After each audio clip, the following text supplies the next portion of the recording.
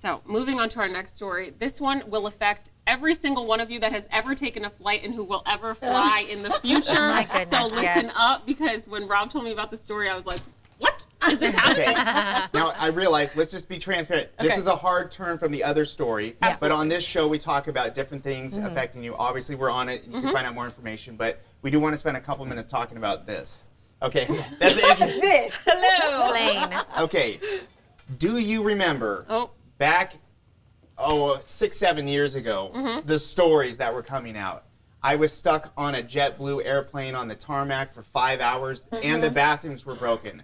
And they didn't give me water, and they didn't give me food, and I had a crying baby. And all we wanted to do as passengers was get off. We're fine if we're delayed. We're fine if it's canceled. Why can't we get off the plane? The gate is right there.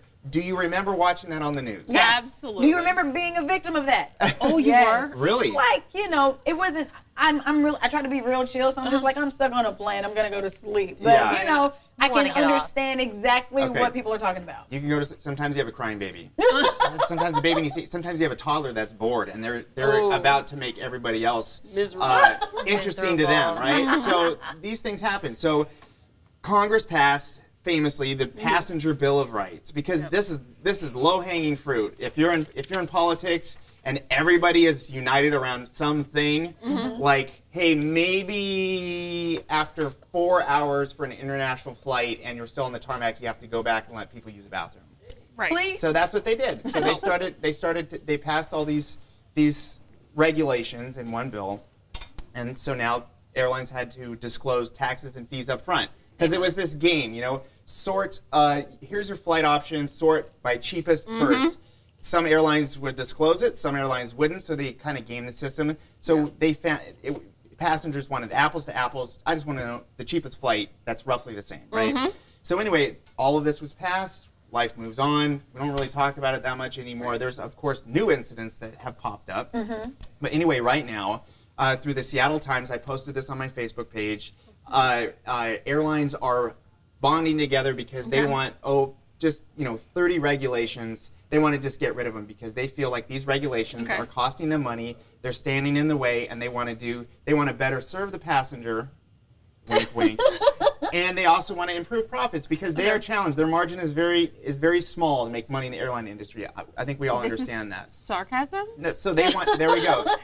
Mike Rosenberg is one of the best reporters in the country. He used to work in San Jose. He's in Seattle now. So I always look to his Twitter for story ideas. Anyway, here's some of the things that they want to get rid of. They want to get rid of the tarmac delay rule, which gives passengers the option of getting off a plane that's delayed for more than 3 hours, and they can fine the airline if they don't do that. They want to disclose, or they want them to the whole disclosure about the fees. So anyway, I'm passionate about this issue because I feel like when you hear the word regulation, everyone thinks, oh, that's bad. It's going to cost businesses money. We hate rules. Come on with all this. But I feel like a lot of these regulations, they show up because you just can't do whatever you want to. These are people stuck on an airplane for 6 hours, and at some point you have to say, can we get a little help here? I mean, why are we stuck on this plane? Like, who is going to help us? And then eventually they say, okay, you could do whatever you want as long as it's not this crazy thing, or this crazy thing, or this crazy thing, and you start paring it down to everyone can be annoyed and irritated about airline travel, complain about the food, complain about delays and all that stuff, but you're not dealing with this horrible, inhumane experience, which was happening not too long ago. So anyway, I'd love to hear people's comments on this one. You obviously know where I stand on this. Right. So the travel department said that, yes, they put forth 30 different regulations that they would like to have amended in some way. This could take months. And they want to have an open discussion in order to hear what everyone has to say. They understand they're not going to get them all changed.